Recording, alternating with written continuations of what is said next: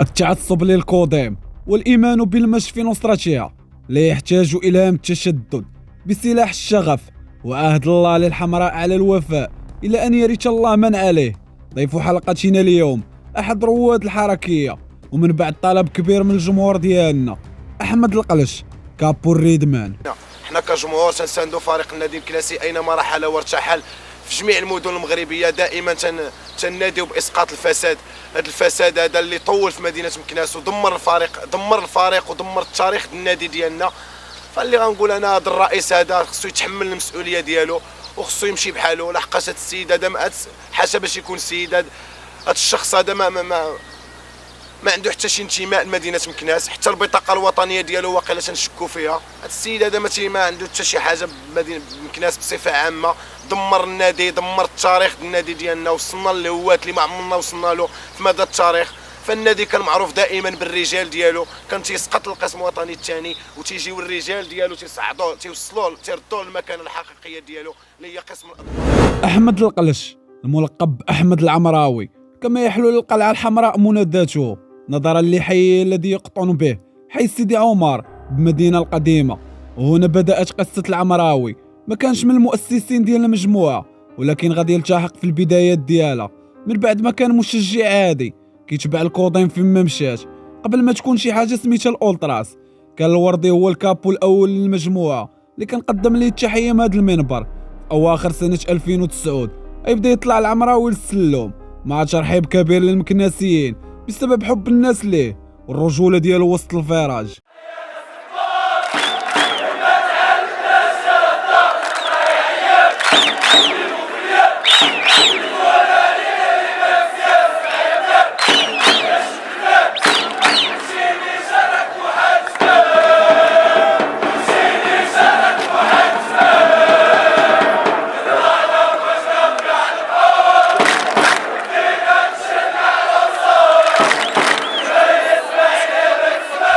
أحمد العمراوي لم يكن قائدا فقط بل كان الأخ الصغير والكبير لأي واحد كيبغي الكوديم.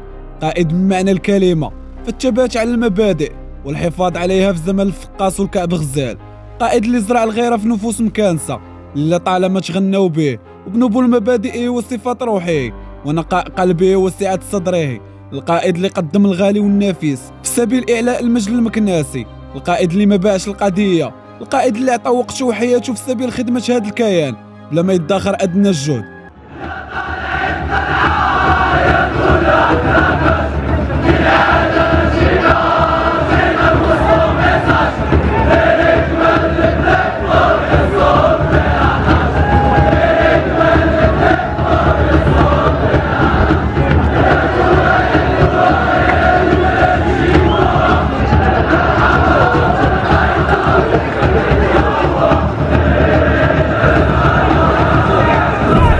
أواخر سنة 2015 فينا تلعب الكوديم ضد سلة.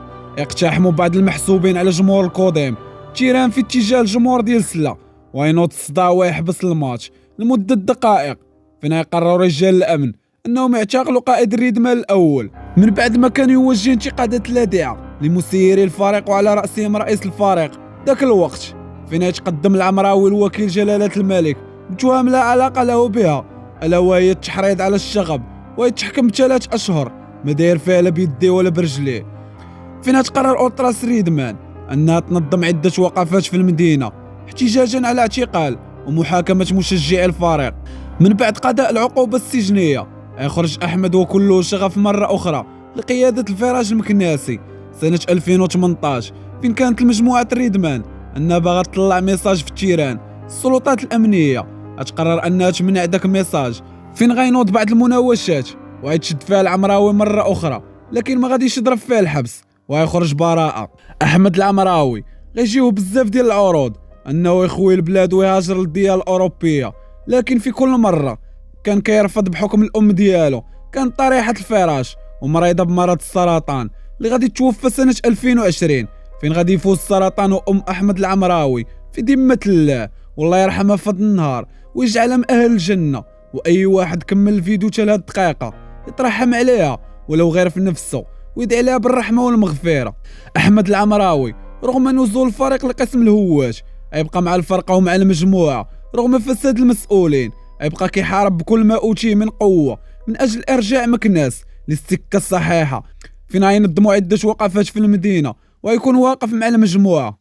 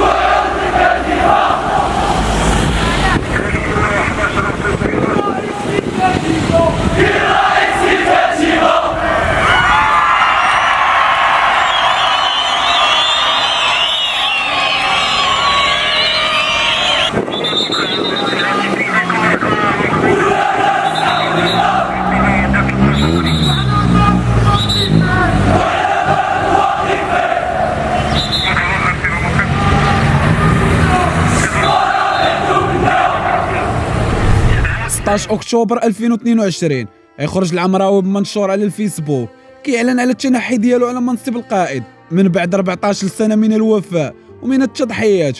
وفي حديثه في المنشور قال: لن يسعني المجال كثيرا لاستحضار جل الأوقات الحلوة منها والمرة التي عايشتها رفقة إخوتي وأحبائي في سبيل إعلاء راية الكوديم فوق كل أرض وتحت كل سماء، لكن ارتعاشت أناملي والدموع التي تنهمر من عيوني لحظة كتابة هذه الأسطر كفيلة بأن تجعل من السنوات التي أمضيتها برفقتكم بالرغم من قساوة بعضها هي الأجمل والأروع والأقرب إلى قلبي. المداد السالي والكتابة ما تساليش على قائد الحركية، هذه هي سنة الحياة، وكان من الضروري غيجي واحد النهار اللي ما غاديش يبقى فيه أحمد قائد الفيراج.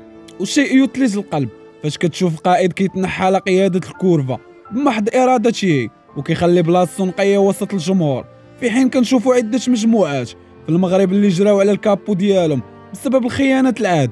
أحمد مثال يحتذى به في الوفاء والعطاء بالسخاء وإخلاصه وتضحيته في سبيل الكيان. صفحت أحمد العمراوي تطوى بعدما صار يشهد له العدو قبل الصديق، وصفحة جديدة غتفتح معنا الجداد اللي وجب احترامهم وتقديرهم. قصة بطلنا أحمد غادي تسالي هنا. نتمنى أنكم تزوروني في الصفحة الرسمية للفيسبوك وكتبوا لنا في لي كومونتير شكون الكابو اللي بغيتو نهضروا عليه الجاي. وكنبغي نشكر صديق القناة اللي عطانا معلومات دقيقة على أحمد اللي فضل أنه ما نجبدش الاسم ديالو. شكرا أخي من القلب، تهلاو الدراري.